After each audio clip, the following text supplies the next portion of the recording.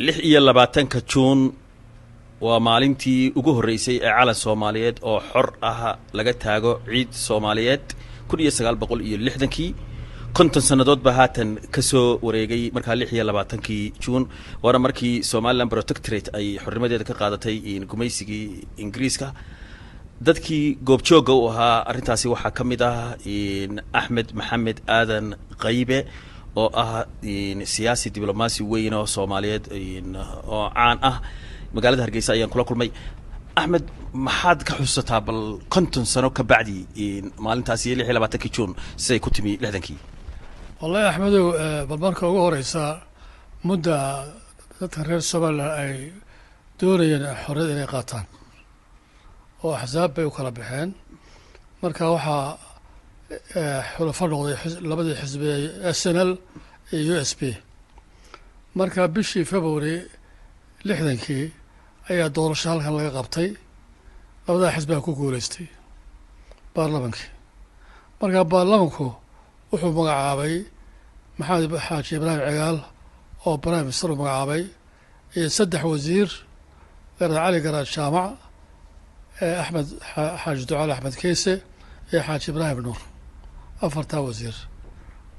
ayaa la magacaabay marka anigu waxaasu dhacayaan waxaan jiray London baarlamaanka ingiriiska ayaan ka baranayay xeeroosaadkiisa bishii April 30keedii ayaa prime ministerkii iyo saddexdiisii wasiir noogu yimaadeen London anna markaa koorskii waa ay dhammaaday waxaa la socda xogayn la socday allah yarxame maxamuud cabdi caraale anuu markaa waan soo baxayay markaa bisha 5teedii baa la kulmayay oo wasiir mustacmalaadka la kulmayay markaa bisha 5teedii ma Mayba May bisha 5teedii May haa sodonkii April bay noo yimaadeen dabeeto shantii May gelinkii dambe 1960kii haa maxamuud cabdi caraala waxaan ku idhi anugu galabta 5tan baxaya bal waxaa lagu heshiiyey soo deg oo ii sheeg 5tii baan meeshii tegey wasaaraddii isticmaarka uu soo deg wuxuu waxaa lagu heshiiyey 26 juun in xorriyadda Soomaaliland la siiyo protectorate ay xorriyaddooda qaataan iyagoo dalbaday inay Soomaaliya israaci doonaan oo taana laga ogolaaday marka waan soo dhoofay habeenkaas maalinta dambena halkan joogay bal warar markaasi 26kii juun 1960kii hadda konton sanadood ba ka soo wareegay sidee bay u dhacday bal xusuustaasi dadka haddii aad sidii damaashaadkii iyo calansaarkii ugu horeeyay calan Soomaaliyeed oo xor ah ugu horeeyay oo ciid Soomaaliyeed markaas laga taago horta marka ugu horeysa calanka Ingiriiska dee saarame marka calanka Ingiriiska galabtaas la dejinayay caada Ingiriisku wuxuu leeyahay meesha calankooda la dejinayo in ay music ku jiro magaraysa xasan ku jiro inay garaacaan macni murugo ku jirto ereygan doonaya waa kaas marka koox waa laga keenay koox kuwa music garaaca cadan laga keenay oo kuwaas caada waxaa kaloo Ingiriisku lahaa marka calankooda ay rogaan inay dib u gurtaan calankay wataan aan soo jeesan ilaa 10 tallaabo dib u gurtaan markaa sidaasaa dhacday kooxdaasaa timid oo calankii bay soo rogeen muusiga murugada ah ayay tumeen hogol bara waaweyn ayaa nagu daaday dadkii meesha joogday meesha way buuxday halkee bayd markaasi Hargeysa waxay ahayd meesha iminka Ibraahim Dheera ka dhisay masaajidka ee loo bixiyey 26 juun laakiin iminka Ibraahim Dheera masaajid weyn ka dhisay markii ay calankii saa u soo dejiyeen ayaa qolo inanka oo yara askara ayaa tagto Kenya saartay calankii saartay saasaa ciid Somaliland markii ugu horeysay ciid Soomaaliya leedahay looga taagay calankaas markaa maxaa dhacay ka bacdi habeenimadiina waxaa la wareejiyay instruments of power yaa wax la yidhaaho يعني waxaa la kala qaatay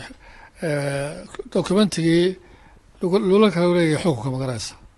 oo maxamed ibraahim cigaal iyo ninkii chief secretary-ga ahaa barasaabkii hore u dhoofay magaraysa ay la kala wareegeen iyo habeenkii 12 dhacday. marka halkan beerta xorriyadda la yidhahday habeenkaa lafaanteeda xaflad baa lagu qabto markaa calankii laga saaray. halkaana xaflad baa lagu qabto calankii laga saaray. subaxdii dambena waxaynu ahayn xorriyaddeena haysan. bal jawigaa ka waran markaasi iyo gabaygii cabdilaahi suldaan halkaasi uu ku sifeynayay oo ka tiriyey iyo jawigii markaasi aad goobjoogga u hayday aad joogtay axmedow sidee bay ahayd markaasi maxay dadku hiyigooda dadku iyo dareenkooda muxuu ahaa. cabdilaahi suldaan horta meeshii calanka lagu rogayay uu lahaa ka nasiib kana saaro ayuu joogo galabtaasuu tiriyey gabaygaas. dadku de waa dadka roobka ku da-ay asdhaqaajinayn farxadda ka muuqata aada yaabaysa wey. jawi wanaagsan dad xoroobay ayaa meeshaa ka muuqday. markii dambe markaad eegto inkastoo markii dambena la israacay laakiin hadda waa tan aad ogtee dib loo soo noqday 50 sano ka bacdi maxaad odhan lahayd guud ahaan munaasabadan aad odhan lahayd axmedow. waxa weeye maalin aynu ku faraxno oo maganaysaa maalintan xorriyaddeena qaadanay maalintaas 26 juun soo socota oo in aada iyo aad maalinta doorasho dhacayso oo lagu beegay waana ficneed aada iyo aad bay u ficneed in maalintii doorasho dhacayso lagu beegay 26 juun aad bay u ficneyd. commissionku hadday maalintaas cayibeen way ku haagsanaayeen. waa maalin farxad leh oo reer somaliland farxad u leh. bal haddaba 5tii bishii May 1960 markii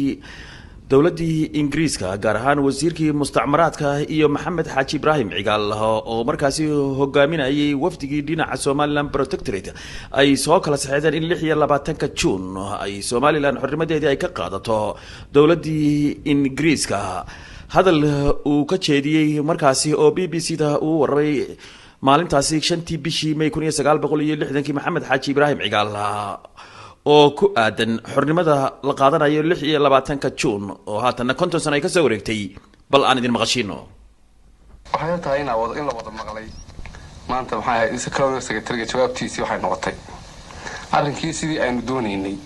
inuu dhacay inaa kulligii wada dareensantiin baan mareynaya. maalintii isniintii ayaan hadalkii istaad